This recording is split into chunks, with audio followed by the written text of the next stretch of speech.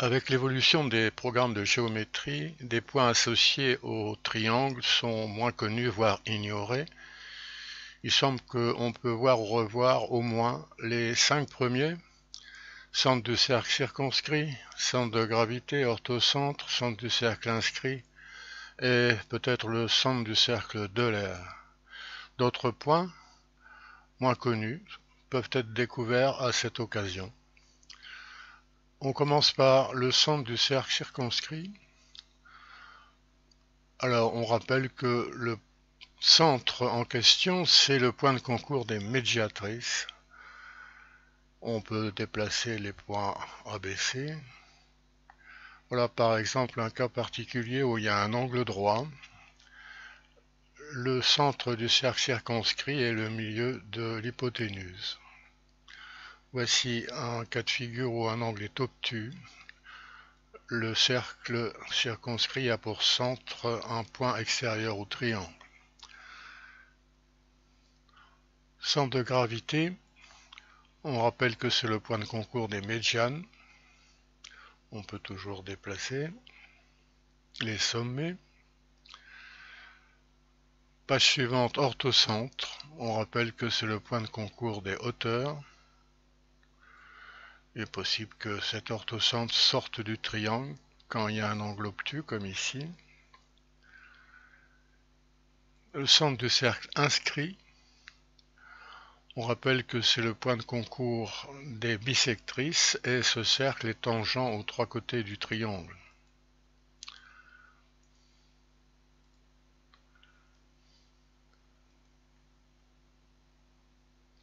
Page suivante, le centre du cercle d'Euler ou cercle des 9 points. Alors il existe un cercle qui passe par ces 9 points, à savoir les milieux des côtés, A', B', C', les pieds des perpendiculaires, DEF, et les milieux des côtés AH, des segments AH, BH et CH. Alors cercle d'Euler ou cercle des 9 points, on peut toujours déplacer les sommets.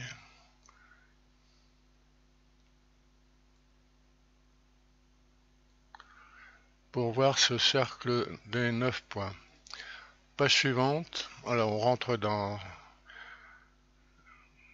des points qui sont beaucoup moins connus. Le point de Longchamp. Alors c'est l'orthocentre du triangle A', B', C', obtenu en menant les parallèles par ABC aux côtés opposés. Alors on voit ce point de Longchamp.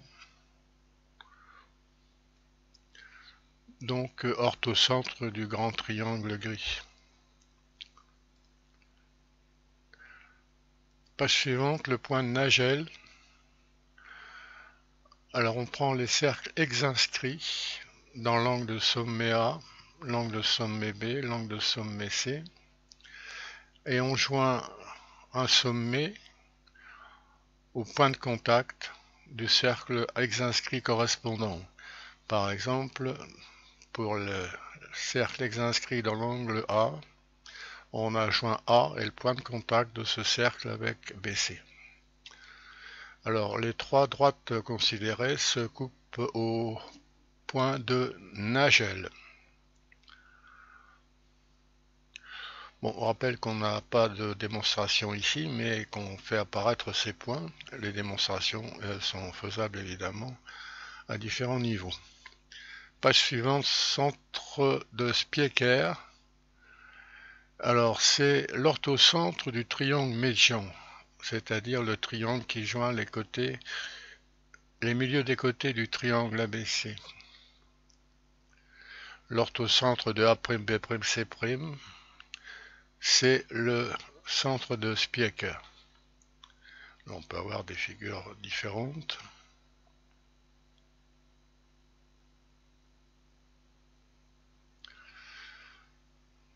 Page suivante, le point de Bevan.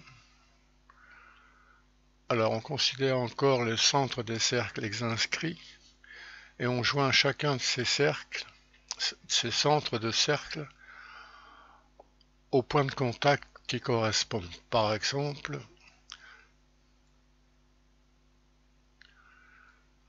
le cercle inscrit dans l'angle A, le voilà, est tangent au côté BC.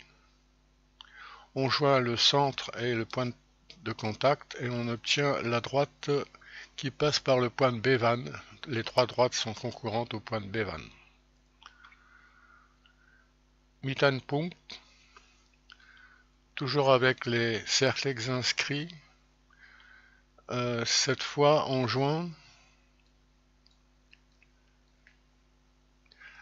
un centre de cercle inscrit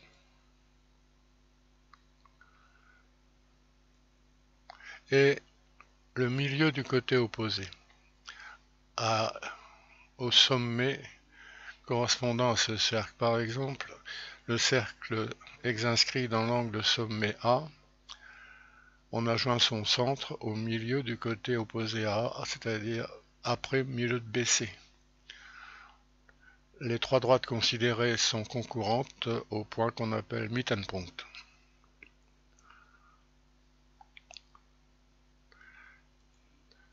Cercles inscrits, on a déjà vu dans les pages précédentes. On précise ici que le cercle inscrit dans l'angle de sommet A a pour centre le point de concours de la bisectrice intérieure de l'angle en A et des bisectrices extérieures des angles en B et C.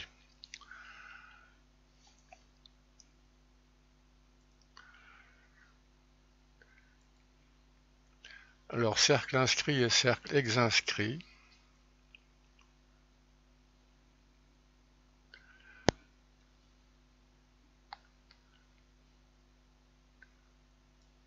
On peut toujours modifier.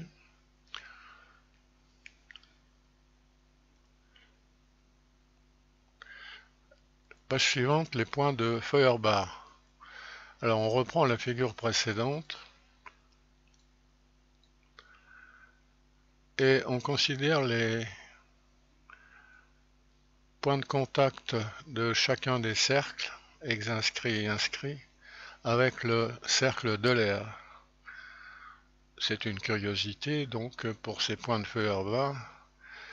Par exemple, FI est le point de Feuerbach interne, c'est le point de contact du cercle de l'air avec le cercle inscrit, ici, FI. On a les points de contact du cercle de l'air avec les cercles inscrits en FEA, FEB, FEC. Alors on peut modifier. Par exemple, on voit ici cercle de l'air et cercle inscrit très différents. On peut donc mieux voir les points de Feuerbach qui sont associés.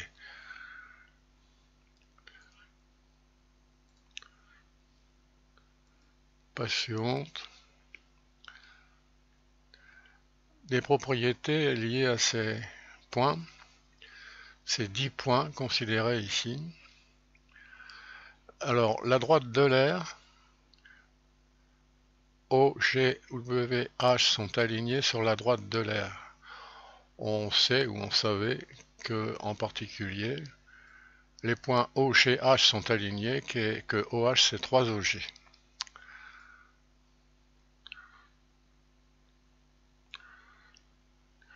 La droite de Bevan, il y a 4 points alignés, et SP, le point de Specker, est le milieu des BE et H. SP, c'est aussi le milieu de I et NA. O est le milieu de I et BE. Et on voit encore un parallélogramme dessiné sur ces 4 points I, H, NA, BE. On peut modifier et essayer d'avoir une figure plus lisible. C'est un petit peu difficile, il y a beaucoup de points qui se promènent.